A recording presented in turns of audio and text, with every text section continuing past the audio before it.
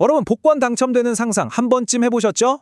근데 그 상금이 현금이 아니라 글쎄요, 수십억 원의 이익이 그냥 보장되는 새 아파트라면 어떠세요? 이게 지금 바로 한국 부동산 시장에서 실제로 벌어지고 있는 일입니다. 네, 이 26억 원이라는 숫자요. 이게 뭐 그냥 만들어낸 얘기가 아닙니다. 진짜 서울 서초구 반포에 있는 한 아파트에서 나온 실제 시세 차익이에요. 어떻게 이런 일이 가능하냐면 분양가 자체가 주변 시세보다 말도 안 되게 낮게 책정된 거죠.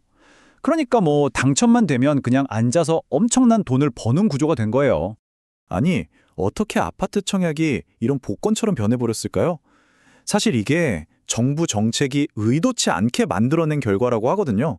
자, 그래서 오늘 이 시간에는요, 도대체 무슨 일이 벌어지고 있는 건지, 그리고 이 문제를 해결하겠다고 나온 또 논란이 많은 그 정책은 뭔지 하나하나 같이 파헤쳐 보겠습니다.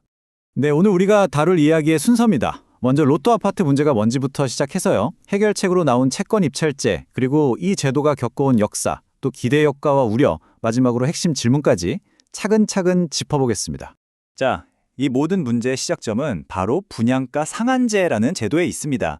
이게 원래는 취지가 굉장히 좋았어요. 집값을 좀 안정시키고 집이 꼭 필요한 분들한테 부담을 덜어주려고 아파트 분양가를 시세보다 낮게 묶어두는 정책이었거든요. 그런데 말이죠. 이 좋은 취지의 정책이 생각지도 못한 부작용을 낳기 시작합니다. 분양가랑 실제 시세가 너무 크게 벌어지니까 사람들이 이건 무조건 잡아야 한다 하면서 몰려들기 시작한 거죠. 아까 말씀드렸던 그 반포 아파트 있잖아요. 일반 분양 경쟁률이 무려 237대 1이었어요. 이건 뭐 거의 투기 광풍 수준이었던 거죠. 상황이 이렇게 되니까 정부가 이 문제를 해결하려고 다시 꺼내든 카드가 하나 있습니다. 바로 주택채권 입찰제라는 건데요. 사실 이거 과거에도 이미 시행됐던 정책을 다시 가져온 겁니다. 자, 그럼 이 주택채권 입찰제가 뭐냐? 개념은 아주 간단합니다. 청약에 당첨된 사람이 아파트 값만 내고 끝나는 게 아니고요. 거기에 더해서 정부가 발행하는 채권을 의무적으로 사야 하는 거예요. 왜냐? 그 복권 당첨금 같은 엄청난 시세 차익의 일부를 이런 식으로 다시 사회로 가져오겠다. 뭐 이런 취지인 거죠. 어떻게 돌아가는 시스템인지 한번 단계별로 살펴볼게요. 자, 먼저 청약에 당첨이 됐어요. 그럼 건설사에는 시세보다 낮은 분양가를 내고요. 그 다음에 추가로 정부에 채권 매입 비용을 내는 겁니다. 이렇게 모인 돈이 공공재원이 돼서 뭐 임대주택을 짓는다거나 하는 다른 사람들의 주거 안정을 위해서 쓰이게 되는 거죠. 그러니까 한 사람의 불로소득 일부를 사회 전체를 위해 쓰자. 이런 구조라고 보시면 됩니다. 그런데 재밌는 건요, 이 새로운 해결책이라는 게 사실 전혀 새롭지가 않다는 겁니다. 정말 파란만장한 역사를 가지고 있거든요.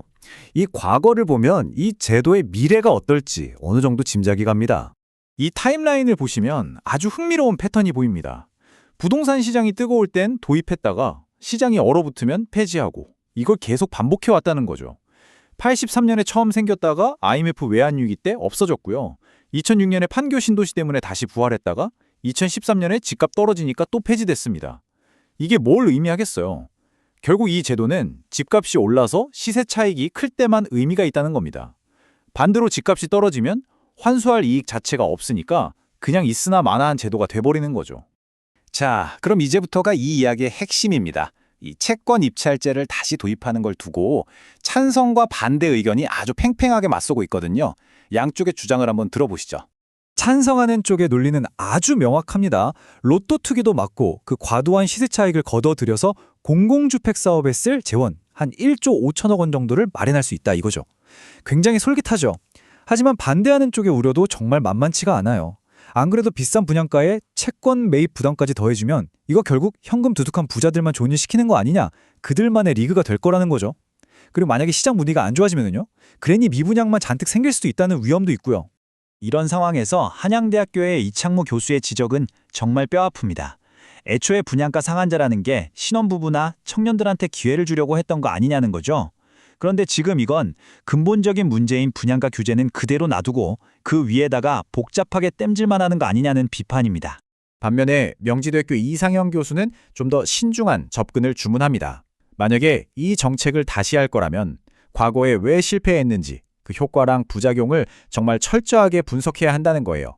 특히 인근 시세라는 게 도대체 뭐냐, 이 기준부터 명확하고 공정하게 만들지 않으면 또 다른 문제가 생길 수 있다는 겁니다. 자, 이렇게 전문가들 사이에서도 의견이 엇갈리는 상황인데요. 그럼 지금까지 우리가 나눈 이 모든 이야기들을 바탕으로 우리가 정말 꼭 기억해야 할 핵심은 뭘까요? 이번 분석의 핵심 딱 4가지로 정리해 볼 수 있겠습니다. 첫째, 로또 어퍼트 현상은 분양가 상한제라는 가격 통제가 나온 어찌 보면 당연한 부작용이라는 점. 둘째, 채권 입찰제는 이 불로소득을 어떻게든 공공의 이익으로 돌려보려는 시도라는 것. 셋째, 하지만 이 제도는 부동산 시장이 뜨거울 때만 작동하는 아주 명백한 한계를 가지고 있다는 사실. 그리고 마지막으로 이 모든 논쟁은 결국 우리 사회의 공정함이란 무엇인가? 라는 아주 근본적인 질문을 던지고 있다는 겁니다. 그래서 마지막으로 여러분께 이 질문을 던지면서 마무리하고 싶습니다. 과연 이 채권 입찰제는 부동산 시장을 안정시키는 공정한 방법일까요? 아니면 그저 부유층에게만 이익이 돌아가는 또 하나의 과도한 규제가 될까요? 이 정책의 진짜 목적은 무엇인지, 그리고 앞으로 어떤 영향을 미치게 될지 우리 모두가 고민해 봐야 할 시점입니다.